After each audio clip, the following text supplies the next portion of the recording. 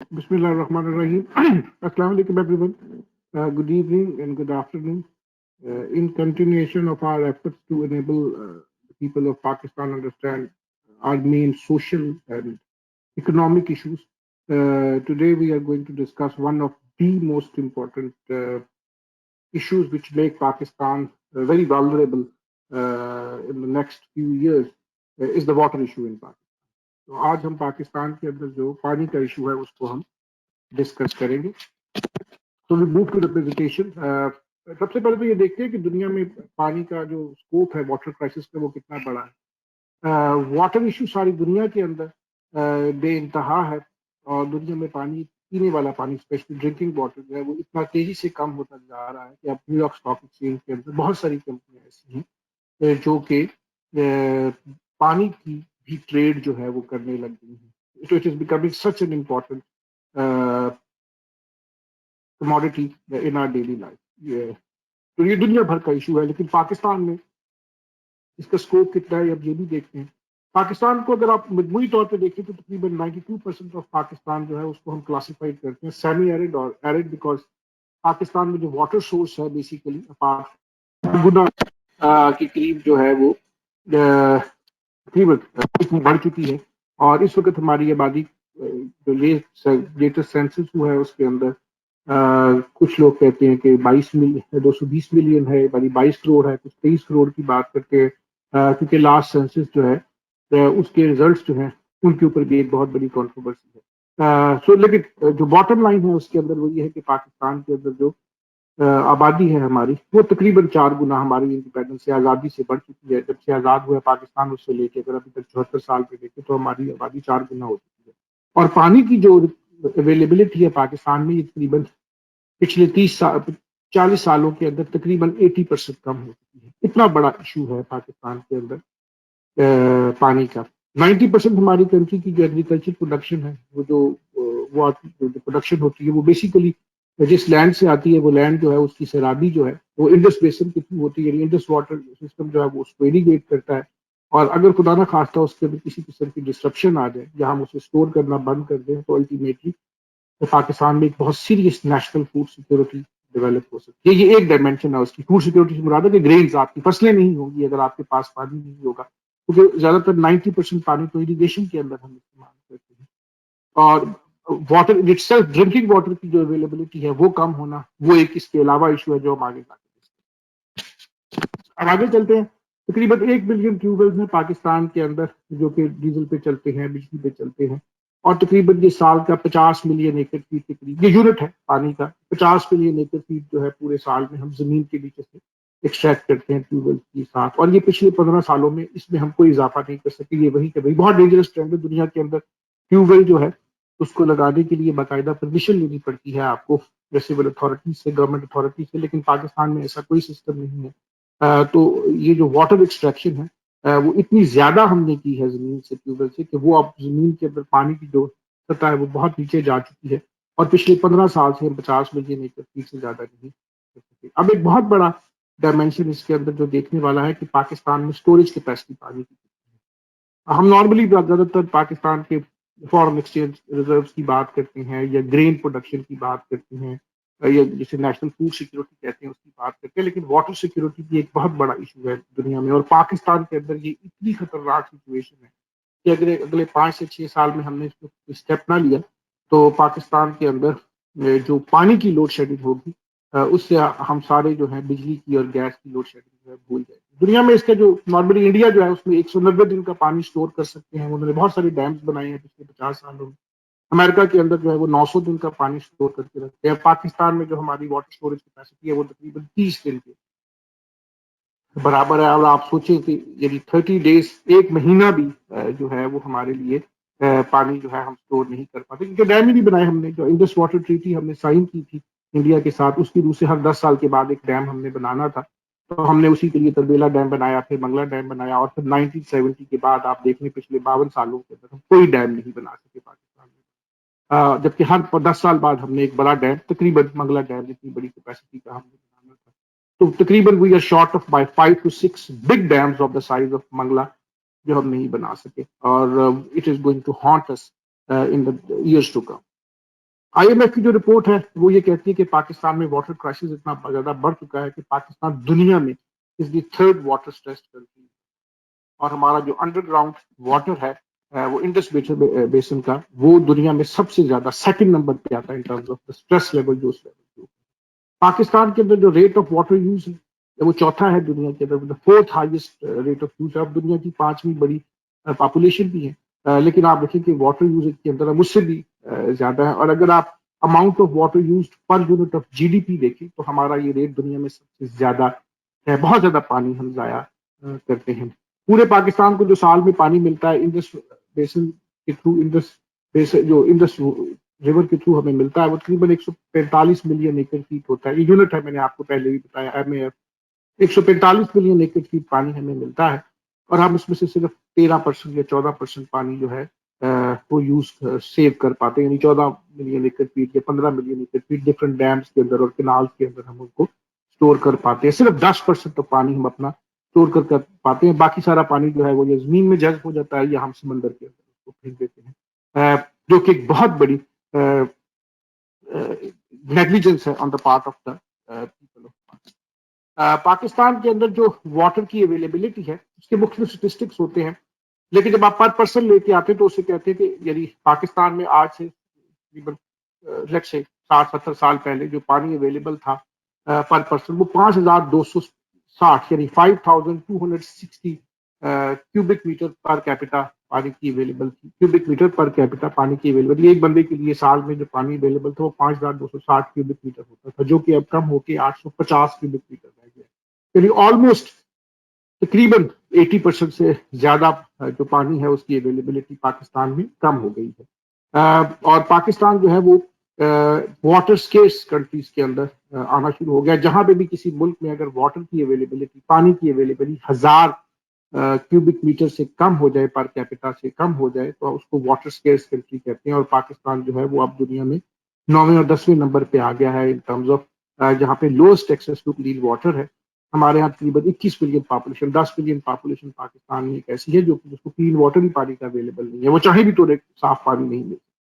और जिस तरह की पानी की अवेलेबिलिटी कम हो रही है, उससे आप उसका अंदाजा आप इस बात से लगा सकते हैं कि आज से तकरीबन 12 साल पहले यानी 2009 में पाकिस्तान में वाटर अवेलेबिलिटी वो 1500 क्यूबिक मीटर थी, जो कि अब कम होकर 850 यानी तकरीबन 50% वो है वो कम हो चुकी है। जिस रफ्तार से ये पानी कम हो रहा है, पाकिस्तान को ऑलरेडी हम दुनिया की मोस्ट वाटर स्ट्रेस्ड कंट्रीज के अंदर वर्ल्ड बैंक ने और यूनाइटेड नेशन ने डिक्लेयर करना शुरू कर दिया। एवरेज इनफ्लो जो है इंडस वाटर से वो तकरीबन 141 मिलियन एकड़ फीट होता है, और इसमें से 97% हम एग्रीकल्चर के अंदर यूज करते हैं।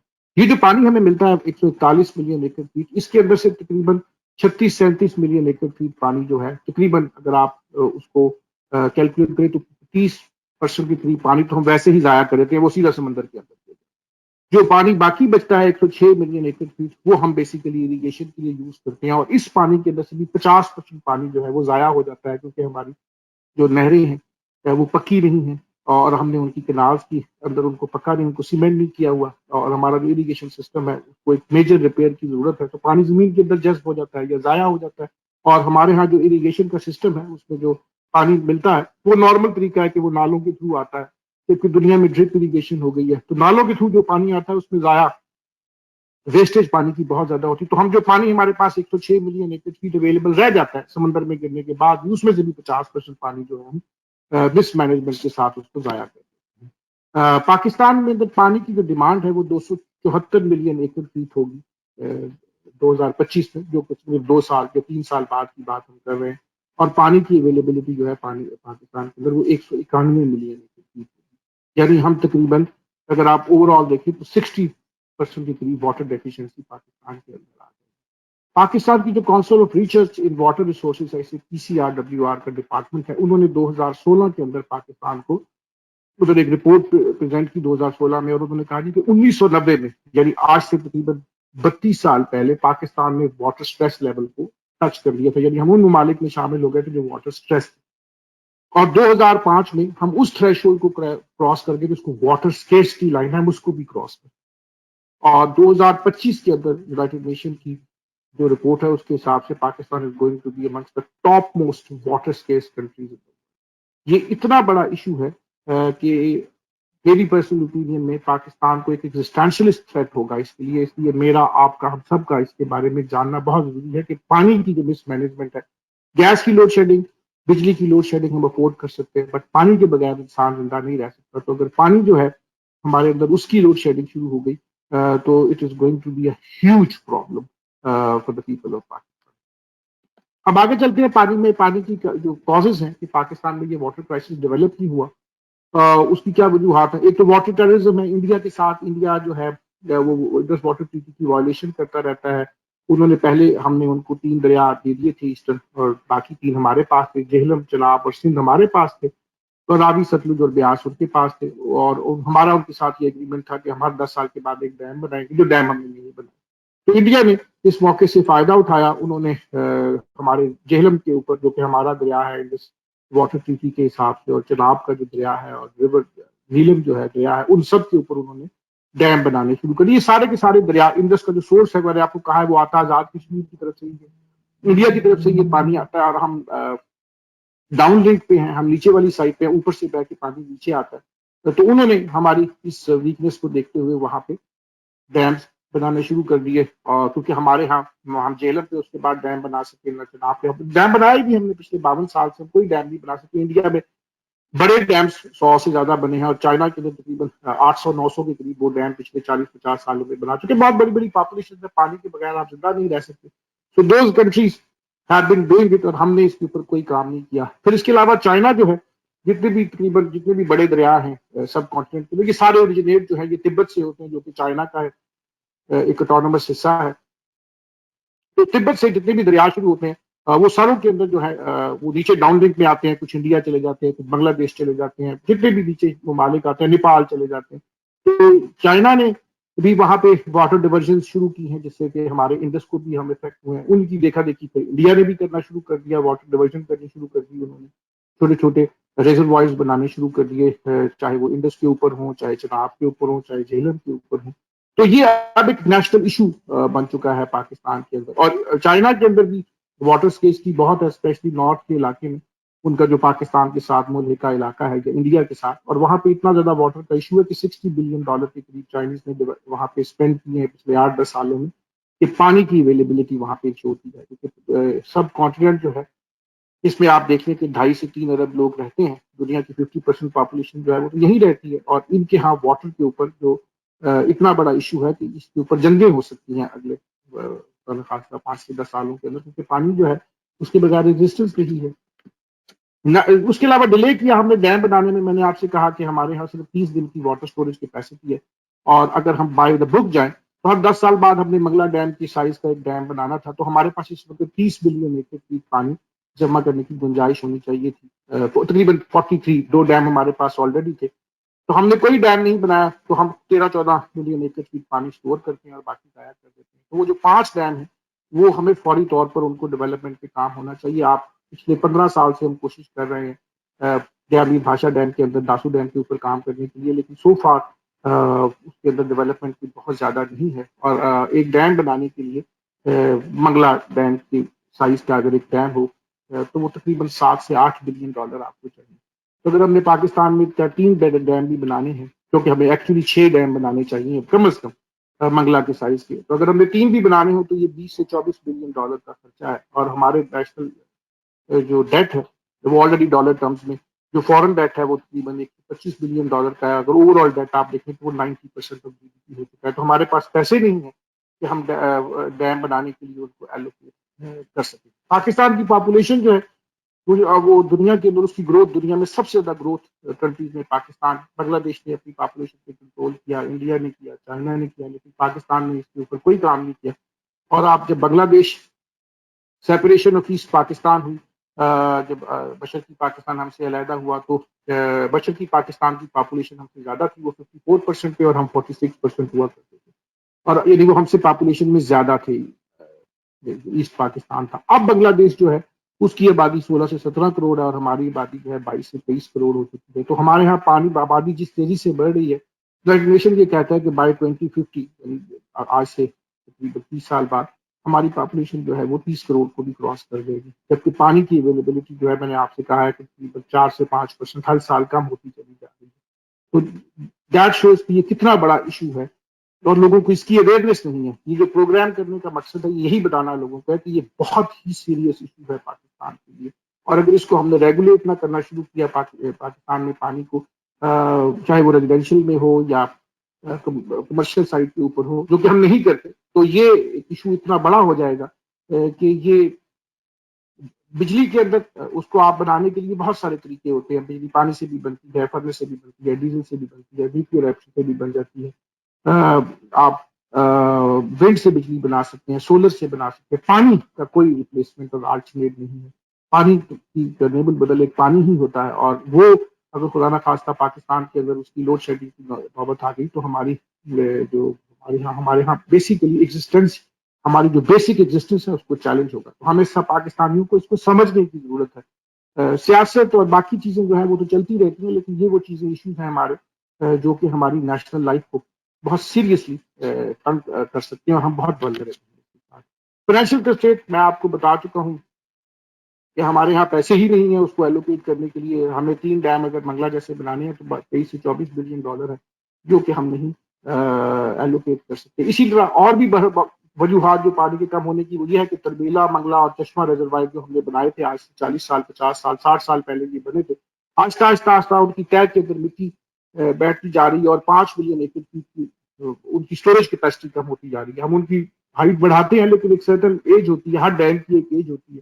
तो ग्रेजुअली और स्लोली एक टाइम आएगा कि उनके अंदर 40 से 45% पानी जो है वो हम स्टोर ही नहीं कर सकेंगे वहां पे। तो उनकी जो स्टोरेज कैपेसिटी है वो ओरिजिनल जिस दिन वो बना था उससे लेके आज तक वो कम होती चली जा रही है, और अगर हम उसको एक सर्टन हाइट के बाद उसके अंदर उसकी हाइट के अंदर भी आप इजाफा नहीं कर सकते। तो इन जो डैम हमारे पास हैं, जो वाटर रिजर्वायर है हमारे पास, नहरों के अलावा जो डैम्स हैं उनकी जो यूटिलाइजेशन है वो भी कम होती चली है। जो पानी हम नहरों के अंदर भेजते हैं उसकी सीपेज होती है, 40% पानी वहां पे जाया होता है। एक बहुत बड़ा इशू जो है, जो वर्ल्ड बैंक ने, यूनाइटेड नेशन ने हमारे हाईलाइट किया है, पाकिस्तान के अंदर हमारी सारी की सारी जो वाटर अवेलेबिलिटी है वो दरियाई सिंध से वाबस्ता है, और ये ग्लेशियर से होकर आता है। मैंने आपसे कहा तिब्बत से ओरिजिनेट होता है, फिर ये बीच में लद्दाख से होते हुए आजाद कश्मीर में गिलगित बल्तिस्तान के होते हुए हमारे पास, तो इसे ग्लेशियर सारे का सारा सपोर्ट करते हैं। यानी जितना भी पानी इसमें होता है मुख्य जगहों पे ग्लेशियर्स का पानी मिलता जाता है, और वो इसमें इसके अंदर इजाफा करता जाता है। इसके पानी के अंदर पानी पाकिस्तान में जो ग्लेशियर्स हैं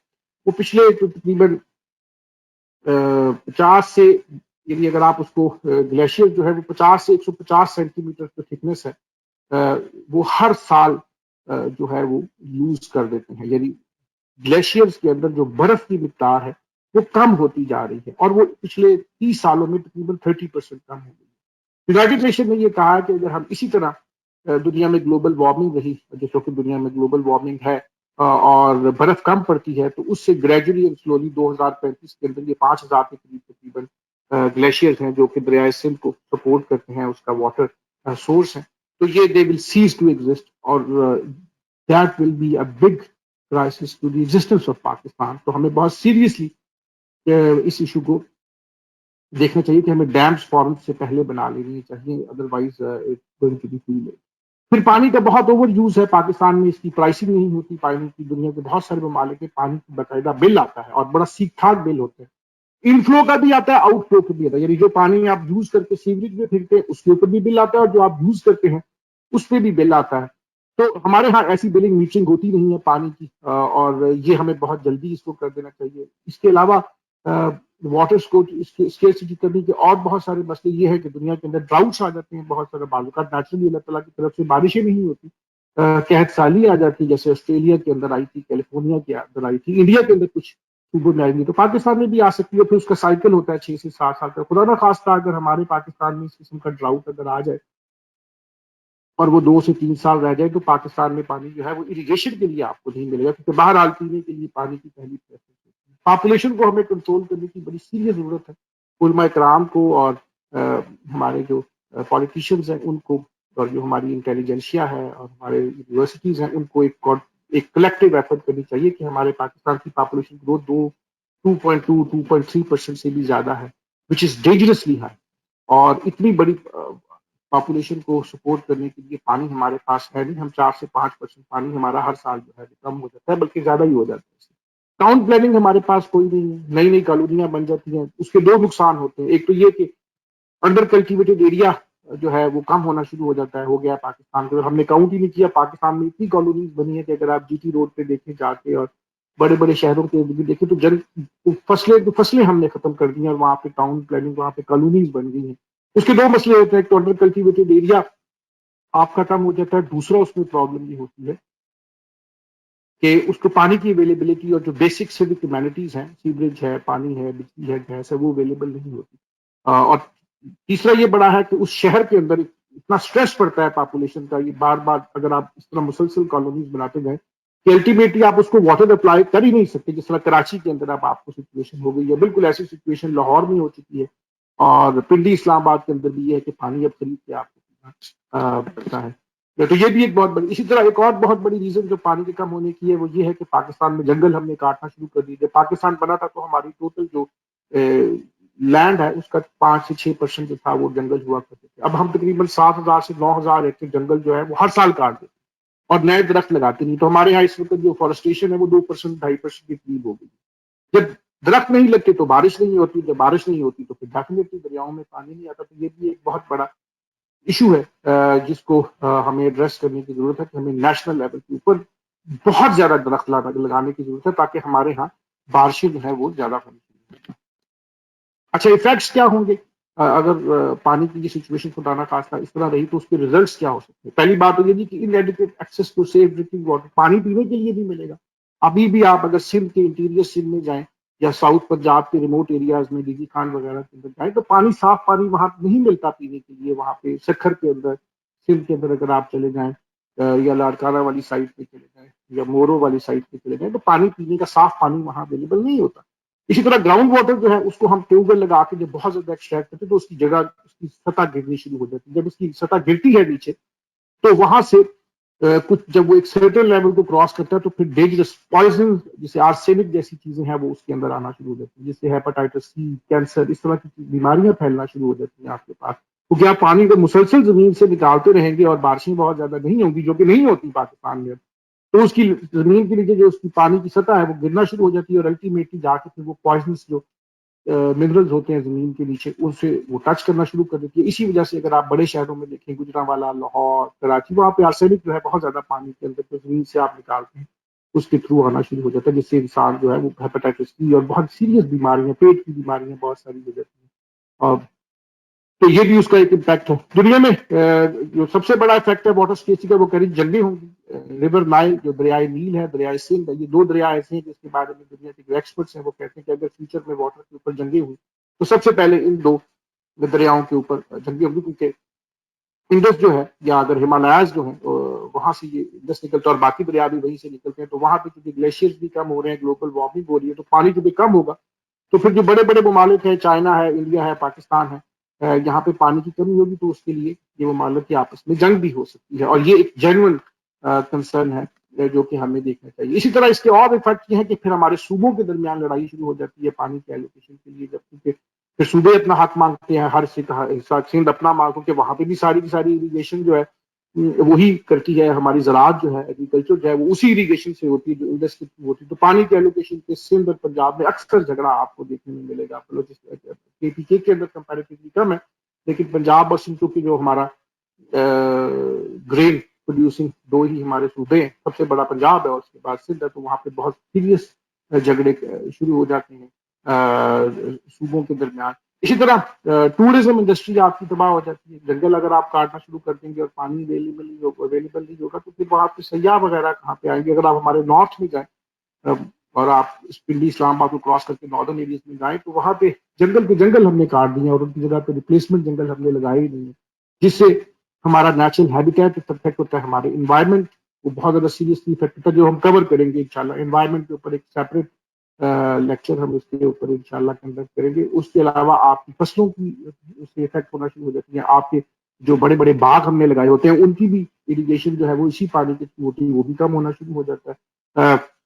और इसके अलावा जो सीवरेज के इश्यूज हैं, यानी गंदे पानी के विकास के, वो भी सेपरेट इश्यूज है इसके साथ। तो ये सारे इश्यूज जो हैं ये इतने ज्यादा बड़े हैं कि ये आपके उन तमाम चीज़ों को टच करते हैं जिनके ऊपर मुल्क की सर्वाइवल होती है। आपकी हेल्थ है, आपकी फूड सिक्योरिटी है और आपकी वाटर सिक्योरिटी, तीनों चीज़ें जो है आपकी इफेक्ट होती है। तो ये बिजली, गैस की लोड शेडिंग से बहुत बड़ा इशू है, जो कि पाकिस्तान की लोगों को, हम सब लोगों को इसकी अवेयरनेस होनी चाहिए कि किस हद तक हमें ये इफेक्ट कर सकता है। मैंने ग्लेशियर्स का आपको ऑलरेडी बता दिया कि पाकिस्तान के जो ग्लेशियर्स हैं तकरीबन 14,000 स्क्वायर किलोमीटर के अंदर वो ग्लेशियर्स है जो कि सपोर्ट करते हैं पानी को दरियाए सिंध के अंदर, और उनकी जो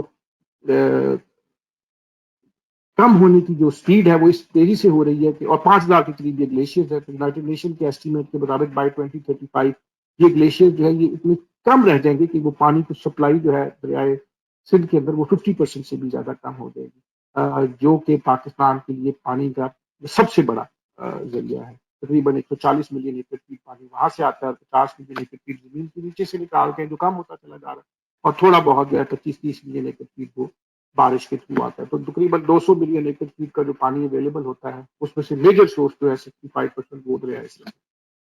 इकोनॉमी पे इसका क्या इम्पैक्ट होगा?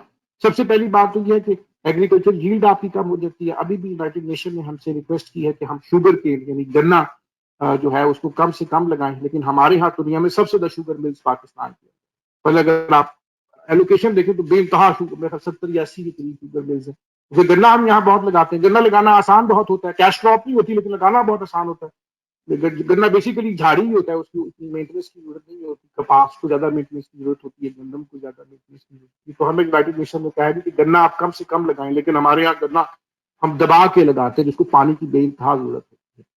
इसी तरह लाइफ स्टॉक जो है पाकिस्तान की जीडीपी का वो तकरीबन 10% के करीब है। वो सारा लाइफ स्टॉक का बिजनेस जो है वो पानी ना हो तो आप लाइफ स्टॉक नहीं लगा सकते। लाइफ स्टॉक कैसे आप बेच करेंगे? इस तरह जो हमारे पाकिस्तान के अंदर जो बड़े बड़े तो डेफिनेटली वो उनकी यील्ड भी मुतासिर होगी। इस तरह वीट है, उसको पानी की जरूरत होती है और राइस को पानी की जरूरत होती है। तो अगर आपका पानी की अवेलेबिलिटी कम होनी शुरू हो जाए तो फिर आपकी वीट जो है उनकी यील्ड जो है, पहले ही हमारी यील्ड बहुत अच्छी नहीं है तो वो और कम हो, जो कि पाकिस्तान के अंदर एक फूड, पाकिस्तान के अंदर हमारा वाटर लेवल जमीन के अंदर गिरता चला जा रहा है और वो इतना ज्यादा गिर चुका है, मैंने आपसे कहा कि अब वहां पे आर्सेनिक उसके अंदर आने लग गया है।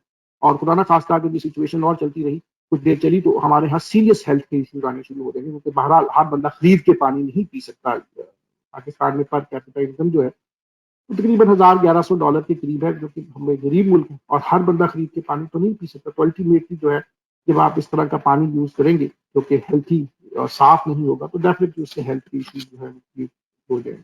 इसकी सजेशंस क्या है इसको ठीक करने के लिए? पहले तो हमें इंटरनेशनल कोर्ट ऑफ जस्टिस में जाना चाहिए ताकि इंडिया के साथ वाटर इश्यूज को हम रिजॉल्व करें, जो हमारे चनाब और जेहलम के ऊपर डैम्स बना रहे हैं, वुलर बैराज है, और इस तरह की उनको खत्म किया जाए। इस तरह हमें अपने डैम अपने मुल्क में बनाने हैं जो कि हमने नहीं किए। मैंने आपसे कहा कि मंगला की साइज के तकरीबन डैम 5 से 6 चाहिए। कालाबाग डैम जिस तरह है उनमें से एक ऑप्शन थी, उसको कॉन्ट्रोवर्सी को खत्म करके सैनिटी प्रिवेल करनी चाहिए और सूबों को आपस में बैठ के, Kalabagh dam is the easiest, जो हमारी यूनिवर्सिटीज हैं, जो नेशनल डिफेंस यूनिवर्सिटी है, वहाँ पे हमारे तमाम जो स्कॉलर्स हैं और जो इंटेलिजेंसिया है उनको मिल के इसके ऊपर एक बाकायदा पॉलिसी में करनी चाहिए कि पाकिस्तान के अंदर वाटर इशू को रिजॉल्व कैसे किया जाए। स्पेशली वाटर प्राइसिंग जो है उसकी 40% पानी जो है वो ज़राअत में जाता है और उसके ऊपर पानी के ऊपर कोई उसका कोई प्राइसिंग मैकेनिज्म नहीं है, उसकी कोई रेगुलेटरी बॉडी नहीं है। तो वो पानी जाया रेजिडेंशियल वाटर जिसे ड्रिंकिंग वाटर कहते हैं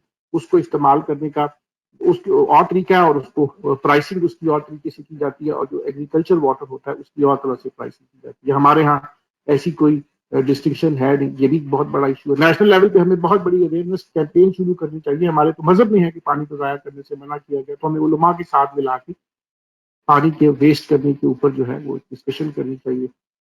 वाटर इंटेंसिव क्रॉप्स जो है हमें कम कर देनी चाहिए, स्पेशली शुगर केन, गन्ना हमें बहुत कम उसकी प्रोडक्शन, हमें कॉटन करनी चाहिए जो कि कैश क्रॉप है, उसके ऊपर जाना चाहिए। गन्ना जो है ये बहुत नुकसानदेह है, पानी बहुत ज्यादा इस्तेमाल होता है। ड्रिप इरीगेशन पे हमें जाना चाहिए। हमारे यहाँ ड्रिप इरीगेशन का, हमारे यहाँ पूरे पाकिस्तान में 5 से 6% लैंड है जो ड्रिप इरीगेशन से को यूज करती है। इसराइल के अंदर 100% जो लैंड है वो ड्रिप इरीगेशन यूज करती है। ड्रिप इरीगेशन में वाटर यूटिलाइजेशन जो है वो तकरीबन 70% आपकी कम हो जाती है। आप सोचे कितना पानी हम सेव कर सकते हैं। तो क्रॉप्स की रोटेशन जो है वो भी आपको अपनी एग्रीकल्चर यूनिवर्सिटीज जो है वो आपको बताएंगी कौन सी क्रॉप्स कब लगाई जाएं जो कि पानी के ऊपर उसका इम्पैक्ट बहुत ज्यादा नहीं होता। ये बहुत जरूरी है। इसी तरह सूबों को अपने अपने सूबे के अंदर जो एनएफसी अवार्ड मिलते हैं उनके अंदर सूबों को चाहिए कि उनके अंदर ही फिर एग्रीकल्चर टैक्स जो है मुतारफ कराएं और स्पेशली पानी के ऊपर एक टैक्स उसके ऊपर लेके जाए ताकि थोड़ा सा रिस्पॉन्सिबिलिटी आए हमारे आवाम के अंदर, हमारे फार्मर्स के अंदर कि पानी को किस तरह बेहतर तरीके से यूटिलाइज किया जाना चाहिए। इस तरह जो हमारे यहाँ पॉपुलेशन जो है, मैंने आपसे पहले कहा कि हमारे यहाँ उलमा को मिला के और पॉलिटिशियन को मिलके एक गवर्नमेंट को मिलकर एक पॉलिसी बनानी चाहिए जिसमें तमाम पॉलिटिकल पार्टी शामिल हो कि पॉपुलेशन को पाकिस्तान में कंट्रोल किया जाए। हमारी पॉपुलेशन अगर 2.4% के हिसाब से ही बढ़ती गई तो कुछ अरसे के बाद इसको फीड करना और इसको मैनेज करना बहुत मुश्किल हो जाएगा।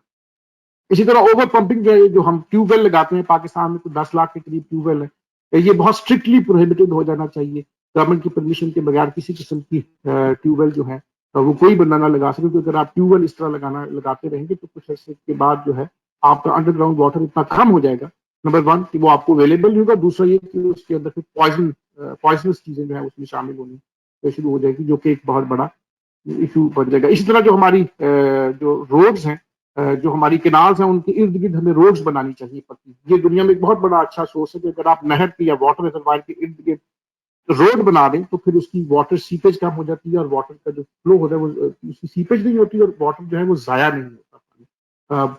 इसी तरह जो जानवर जो पालते हैं लोग फार्मिंग के पॉइंट ऑफ व्यू से, वो भी पानी को बहुत बड़ा सोर्स होते हैं, पानी को बहुत ज्यादा सोर्स ऑफ वाटर उनको चाहिए होता है। उसके लिए सेपरेट अरेंजमेंट होनी चाहिए, वाटर चैनल अलहदा कर दे ताकि वो पानी की यूटिलाइजेशन जो है वो इफेक्टिव और बेहतर उसके थ्रू हम कर सके। पानी को कंजर्व करने के कवानीन बनने चाहिए जिस तरह के वेस्ट के अंदर पाए जाते हैं। दुनिया में सबसे ज्यादा पानी की अवेलेबिलिटी अगर किसी कंट्री में है तो वो कनाडा के अंदर है, बहुत पानी अवेलेबल है। दुनिया में सबसे ज्यादा क्लीन ड्रिंकिंग वाटर जो है वो कनाडा के अंदर अवेलेबल है, लेकिन वहां पे भी जो घरों में पानी आता है वो बाकायदा उसके पैसे देने पड़ते हैं और बड़ा सीरियस उसका बिल होता है, अच्छा खासा, which is like almost 30% of the cost of electricity. जितना बिजली का बिल आपके पास आता है उसका तकरीबन 30% के करीब बिल जो है वो हर महीने आपको पानी का आता है। तो अगर वो पानी पे टैक्स लगा सकते हैं तो हमें भी लगाना चाहिए, क्योंकि अगर हम ये नहीं करेंगे तो कुछ अर्से के बाद हमारी आने वाली नस्लें जो है उनके लिए पानी एक बहुत बड़ा इशू जो है वो डेवलप हो जाएगा। इसी तरह प्रेजेंट इरिगेशन डिपार्टमेंट जो है वो पानी की चोरी रोकने को या एक्सट्रैक्शन के बारे में कोई कवानीन नहीं है वहाँ पे। इसके लिए सबसे ज्यादा इंपॉर्टेंट बात यह है कि प्रोविंशियल गवर्नमेंट और उसके बाद जो फिर आपकी लोकल गवर्नमेंट्स होती हैं ये बाकायदा लेजिस्लेशन करें जिसमें पानी की चोरी जो है और उसकी जो एक्सट्रैक्शन है थ्रू ट्यूबवेल, इसके बड़े सख्त कवानीन बनाए गए सो दैट लोग इसको एक्सप्लॉइट ना कर सकें। Last but not the least, जो फार्मर्स हैं, हमारी ऑर्गेनाइजेशंस हैं, जो वो तमाम एसोसिएशन जो पानी के काम से वाबस्ता है, प्राइवेट सेक्टर है, इनको इन्वॉल्व करके कंस्ट्रक्शन के ऑपरेशन एंड मेंटेनेंस जो है इरीगेशन सिस्टम की, इनको उनके अंदर इन्वॉल्व किया जाए और उसका बेहतरीन तरीका ये कि इसको प्राइवेटाइज कर दिया जाए और मुख्तलिफ शहर जो है वो मुख्तलिफ कंपनियों के हवाले कर दिए जाए जिसमें पब्लिक प्राइवेट ओनरशिप हो, यानी गवर्नमेंट भी उसमें हिस्सेदार हो और एक प्राइवेट कंपनी हो, ताकि मिलकर वो पानी की जो मैनेजमेंट है वो बेहतर तरीके से ये था जी आज का टॉपिक अबाउट पानी की सिचुएशन पाकिस्तान में। ये हमारी कौमी जिम्मेदारी है कि हम सब के अंदर अवेयरनेस हो कि पाकिस्तान का सबसे बड़ा इशू क्या है। मेरे ख्याल में अगले 4 से 5 साल में पाकिस्तान का सबसे बड़ा इशू जो है वो पानी होगा, और अगर हमने आज उसके लिए स्टेप्स ना लिए और रिजर्वॉयर्स ना बनाई और ये जो स्टेप्स जो मैंने आपको बताए हैं ये हमने मुताबिक ना कराए तो गॉड फॉरबिड पाकिस्तान के अंदर पानी जो है उसकी शॉर्टेज इस हद तक हो जाएगी कि हमें पानी इम्पोर्ट खुदा ना खास्ता करना पड़ेगा। अल्लाह ताला हम तमाम लोगों का आपने नासिर हो। अगर आपको कोई सवाल हो तो आप इसके बारे में, पानी के इशू के बारे में, तो आप व्हाट्सएप करके हमको पूछ सकते हैं। इंशाल्लाह नेक्स्ट टाइम जो है पाकिस्तान में एनवायरनमेंट के हवाले से जो इश्यूज हैं उनको इंशाल्लाह हम डिस्कस करेंगे। Thank you very much, God bless you.